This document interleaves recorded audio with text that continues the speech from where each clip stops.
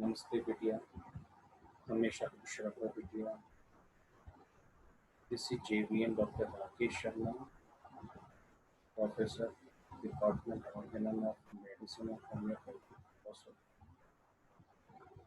Faculty of Homeopathic Science, Jyoti Vidyapith, Lens University. Thank you very much. Today's session is H.A. Roberts' Homeopathic Philosophy, chapter number 3rd, and the topic is Vital Force. Vital force के बारे में हमने जब first year में थे तब से हमने वाइटल फोर्स के बारे में हमें अच्छी खासी नॉलेज हो चुकी है। आज के लेसन के अंदर हम बात करेंगे H.A. रॉबर्ट्स की व्यू क्या है वाइटल फोर्स को लेकर। हमने फर्स्ट ईयर के अंदर पढ़ाई vital force, vital energy is split like energy है, essential energy for the living है। Without vital force, without this energy anybody can't live, can't function, can't eat anything else. This is the sign of living. Without vital force, there is no sign of living. So we will start our topic, that is vital force. There is much misunderstood about homeopathy among physicians as well as among the laymen. Among physicians, there is a feeling that if we know the materia medica, that is all that is required. कि आज के time के अंदर हम vital force को हम समझने की कोशिश करते हैं, तो इसके अंदर सीधा सा मतलब ये है कि एक मिसअंडरस्टैंडिंग डेवलप है यहाँ पे फिजिशियंस के दिमाग में भी और ऑर्डिनरी पीपल के दिमाग में भी। ऑर्डिनरी पीपल तो समझ नहीं सकते कि वाइटल फोर्स क्या चीज़ है। मोस्टली होम्योपैथिक फिजिशियन बिलीव करते हैं कि मेटेरिया मेडिका का अगर हम पे हमारे पास में नॉलेज है तब हम सक्सेसफुली होम्योपैथी प्रैक्टिस कर सकते हैं। But this is in misunderstanding and miscomprehension about the knowledge of philosophy. Without the knowledge of homeopathic philosophy, without the knowledge of organon of medicine, there is very difficult for us to practice successfully. The mathematica is indeed important and its thorough comprehension and study is needed at all times. Medica की knowledge भी चाहिए, वो भी जरूरी है, लेकिन medicine को हम कैसे अप्लाई करें, किस पोटेंसी के अंदर मेडिसिन देनी है, मेडिसिन का सिलेक्शन हमें कैसे करना है, ये सब चीज़ें मेटेरिया मेडिका से हमें सीखने को नहीं मिलती, बल्कि ये सब चीज़ें सीखने को मिलती है हमें फिलोसॉफी से, Organon of medicine. But unless the homeopathic physician has a concept of the philosophy of the reasons underlying the administration of the remedy, he will never make a careful homeopathic physician. So in this paragraph, there is a thing we can learn, that is the knowledge of both subjects are essential for the physician.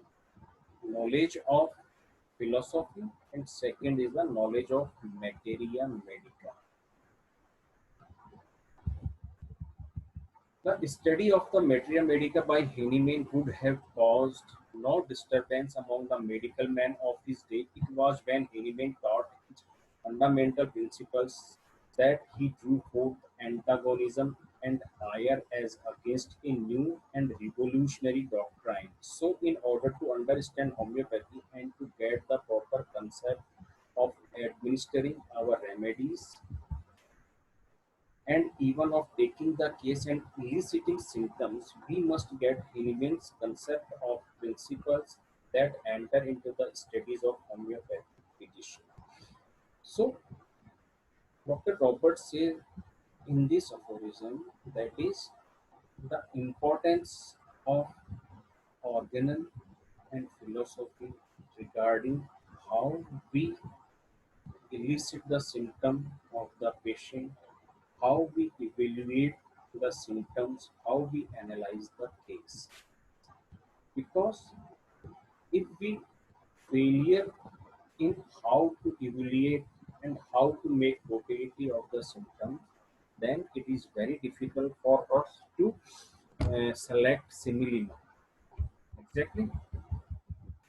One of the first and foremost elements with which the homeopathic physician must be conversant is the different forms of energy, for it is on this basis only that we can prescribe homeopathically. The second thing is this: every homeopathic physician must have knowledge of different forms of energy, because in homeopathy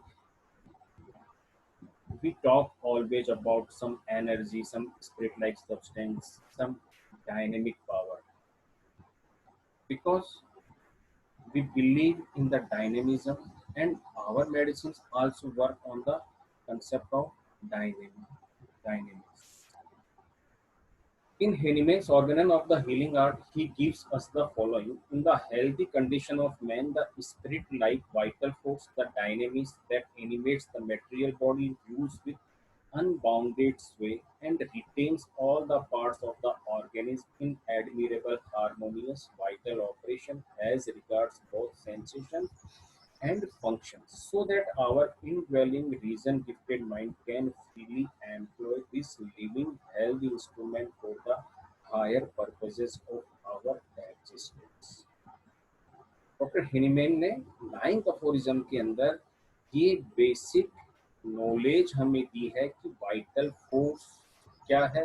ये है spirit like existence, जो हमारी body पे राज करता है, rule करता है, और सारे पार्ट्स हेल्दी कंडीशन के अंदर हैं, एक हार्मोनी के अंदर हैं।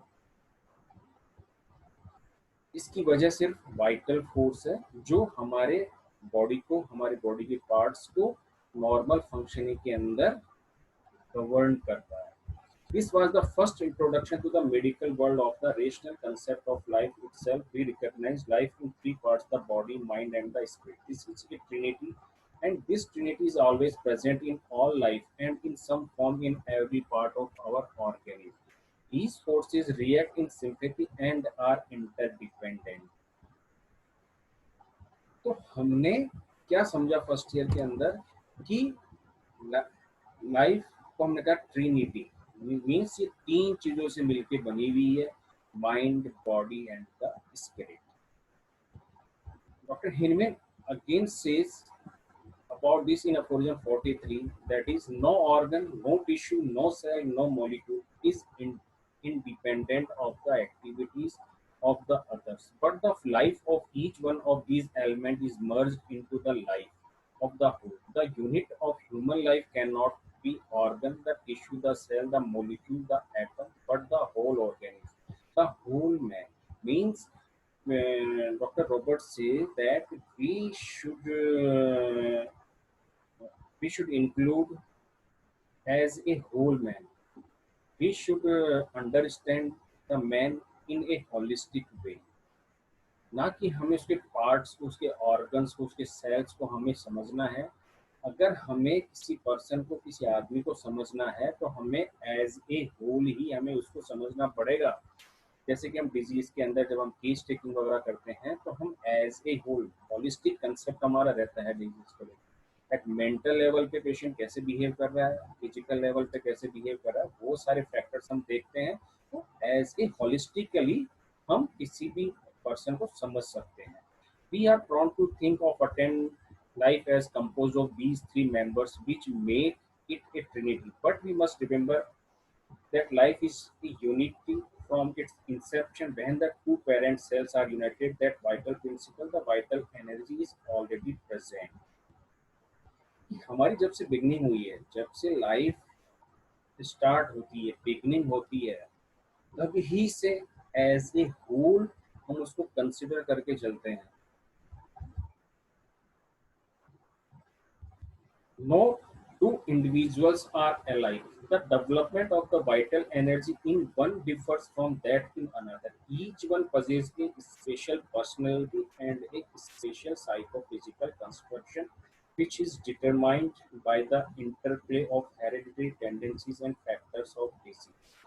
अब दूसरी चीज के अंदर क्या है कि हर पर्सन के अंदर वाइटल एनर्जी है, लेकिन हर पर्सन के अंदर एनर्जी का लेवल, एनर्जी का फॉर्म हमें डिफरेंट डिफरेंट देखने को मिलता है। ये डिफरेंशिएशन हमें मिलता है उसकी पर्सनैलिटी के अंदर, उसके कॉन्स्टिट्यूशन के अंदर, उसके टेम्परामेंट के अंदर है, और कुछ हेरिडिटरी टेंडेंसीज जो हमें हर पेशेंट में, हर पर्सन में देखने को मिलती है। कि हेरिडिटरी टेंडेंसी का मतलब होता है कि ऐसी कुछ उसके पेरेंट फ्रॉम बर्थ डिस्पोजिशंस होते हैं, एक dyscrasia abnormal condition to receive a particular type of diseases. These are the hereditary tendencies, eh?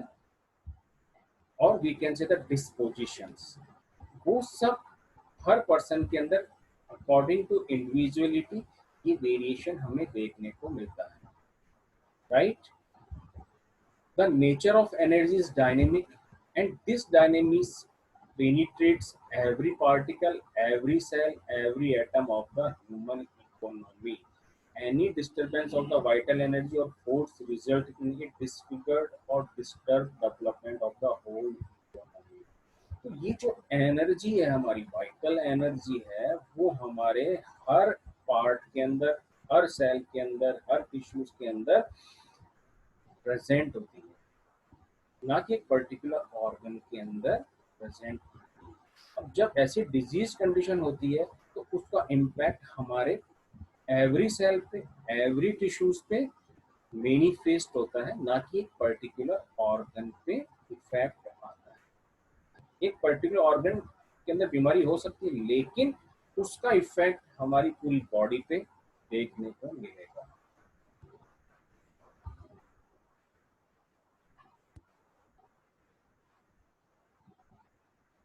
On the other hand, after the separate individual life has been established, we know how terrific are the consequences of fright. The fright of the mother who transmits the effect of the nursing child with a consequent disturbance to the vital energy. Long after the incident is forgotten. On the mother's vital force may be disturbed by worries or by sudden fright, and she herself may suffer from the consequent serious disturbance. These are but a few instances where there may be serious disturbances of the vital force. So, in this paragraph, on the other hand, after the separate individual life has been established, we know how terrific are the consequences of fright. Means कि जितने भी exciting causes हैं, भले ही emotional exciting causes हो सकते हैं या फिर फिजिकल एक्साइटिंग कॉजेज हो सकते हैं। Suppose fright, worry, disappointment, grief, इन सब का इम्पैक्ट हमारे वाइटल फोर्स पे डिफरेंटली हर इंडिविजुअल पे पड़ता है। अब यहाँ पे एग्जांपल दिया गया है कि ड्यूरिंग प्रेगनेंसी अगर मदर की स्टेट बिल्कुल फ्राइटफुल है, ग्रीफ में है, तो उस स्टेट का, उस मदर की स्टेट का इम्पैक्ट उस फीटस पे भी पड़ेगा, और एट बर्थ और आफ्टर बर्थ वो इम्पैक्ट हमें देखने को मिलता है? वो स्टेट हमें उस बच्चे में भी देखने को मिलेगी। जो स्टेट प्रेगनेंसी के दौरान मदर की थी, वही स्टेट हमें उस चाइल्ड के अंदर, बच्चे में भी देखने को मिलेगी। हो सकता है सपोज कि मदर की स्टेट नेट्रम्यूर वाली थी, है, ग्रीफ था उसको, या इग्नेशिया वाली थी, तो वो स्टेट हमें उस चाइल्ड के अंदर भी देखने को मिलेगी। The influence of this vital force on the whole organism is so delicately adjusted and so intimately connected with every part that seemingly distant organs and unrelated symptoms show the effect of any disturbance of the vital force. So, ये जो influence हुआ, कोई भी ऐसा cause आ गया, उसका influence हमारी पूरी बॉडी पे पड़ेगा, ना कि एक पर्टिकुलर ऑर्गन पे ये देखने को मिलेगा। So the appearance of these disturbances is a reflection of the inward turmoil and confusion of the harmonious action which the vital force has suffered. अब ये जो डिस्टरबेंस हुआ उसका रिफ्लेक्शन या उसका मैनिफेस्टेशन हम कह सकते हैं, ये मैनिफेस्टेशन है इंटरनली जो डिस्टरबेंस हुआ वो बाहर एक्सप्रेस हो रहा है, बाहर मैनिफेस्ट हो रहा है.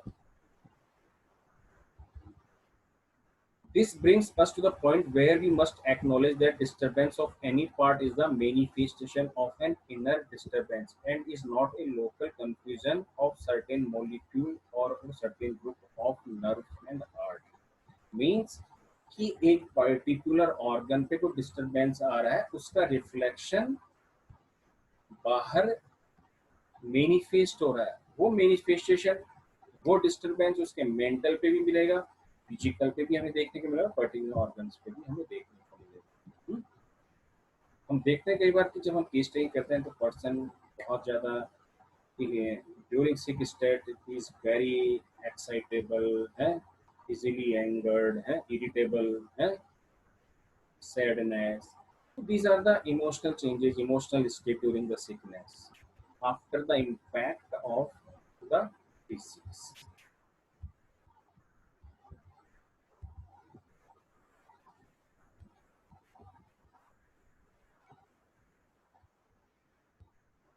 Disease symptoms show themselves in unified order in the physical, the mental, and spiritual spheres, but each individual does not show necessary disturbances in all of these spheres in manifesting diseased condition. Means कि disease जो हुई है अब उसका बाहर manifestation हर individual के अंदर हमें अलग अलग देखने को मिलेगा. जरूरी नहीं है कि सबकी ही एक जैसी मेंटल स्टेट या फिजिकल स्टेट हमें देखने को मिलेगी. हर पेशेंट की according to individuality these manifestations are different. Any disturbance of the vital energy immediately shows itself in lack of harmony through the outward manifestations of our beings. In other words, symptoms. When harmonious function is disturbed, we get sickness as a result. अब जब अंदर हमारे harmony होगी, disease condition होगी, disorder state होगी, वो express होगी symptoms के द्वारा बाहर.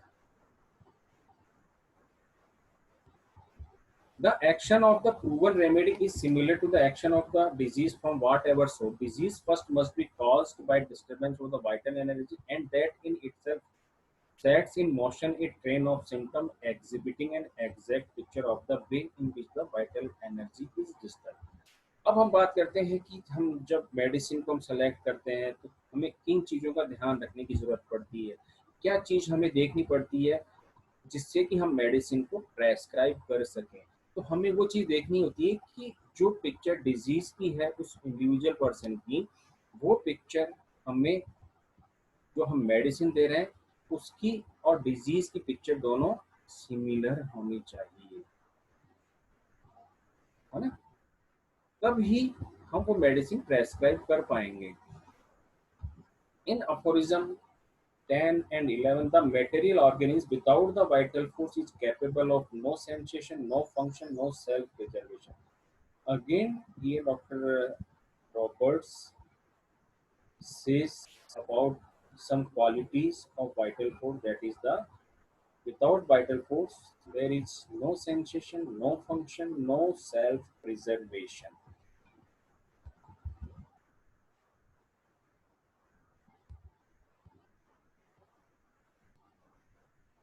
So today lecture we understand the qualities of vital force and how we know about the vital force and what is the significance of the vital force for us. Thank you. This session powered by digital version 2.0 Jyoti Vidyapeeth Women's University. I hope you are satisfied with my digital session. If you have any query, please mention in comment box. I will resolve it. Thank you.